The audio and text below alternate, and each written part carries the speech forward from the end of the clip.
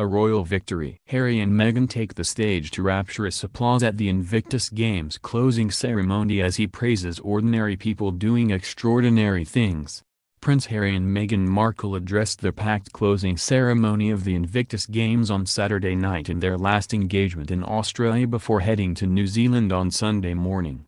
In a short and personal speech to the 12,000-strong crowd in the Queen's Bank Arena, Meghan thanked organizers and athletes for welcoming her into the Invictus family. She praised the unshakable bond between servicemen and women and the camaraderie and close-knit sense of community she has experienced at the Games. The Duchess, 37, was followed by a performance from the Kingdom Choir, the gospel choir that sang at Harry and Meghan's wedding. Later Prince Harry took the stage to rapturous applause. He opened his relaxed speech by saying "Hi guys" and told veterans he was humbled and inspired by your determination, your service, and your sense of humor. In a moving tribute to competitors, he said the Games was made up of ordinary people doing extraordinary things who have exceeded every expectation. He added, "No challenge is too difficult to overcome." The Duke of Sussex, 34, then introduced singer Aloe Blacc to close the ceremony as David Beckham, who was with his sons Romeo and Cruz but without his wife Victoria, cheered from the stands. Meghan turned heads in tuxedo-inspired Antonio Berardi halterneck in a green hue with a buttoned wrap detail around the waist that perfectly skimmed her growing baby bump. She accessorized with a crescent-shaped clutch bag and added a dazzling touch to the ensemble with statement earrings beneath her delicate chignon while Harry looked dapper in a light gray suit and white shirt. The couple earlier returned to Sydney just in time to watch the final day of the Games before heading to New Zealand for the last leg of their Commonwealth tour. The Duke and Duchess of Sussex arrived at the wheelchair basketball final just after the match started at 2:10 p.m., receiving a standing ovation from the crowd. After the final whistle, pregnant Meghan went on court to give the Netherlands and USA players their medals and one cheeky Dutch player kissed her on the cheek.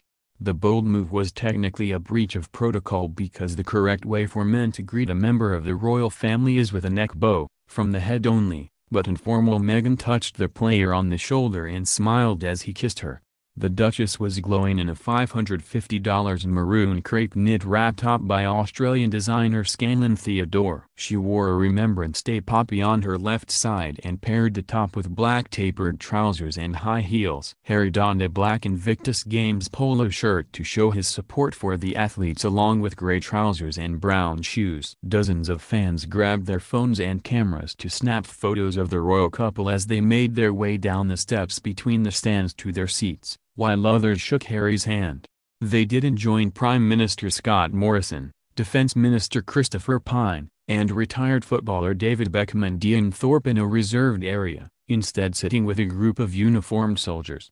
Beckham, who also attended the athletics on Friday night, was accompanied by his son Romeo, 16, but was without his wife, Victoria Beckham. The couple handed out the gold and silver medals after the match, which was won by the U.S. team 29-17. Meghan bent down to loop the medals over the American players' necks and shook their hands alongside Harry. The royal couple will later attend the closing ceremony where they will both make speeches, as Harry did at the opening a week ago. Harry, who created the Games for wounded veterans after his time in the British Army, will likely take time out to meet some of the 500 competitors from 18 countries, as he did last weekend.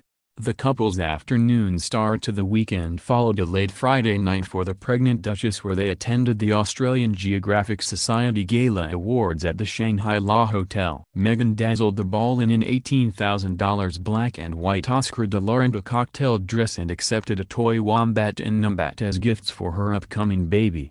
Harry accepted an award for outstanding contribution to global conservation on behalf of his grandmother Queen Elizabeth II, and made an impassioned speech about the plight of the world's forests.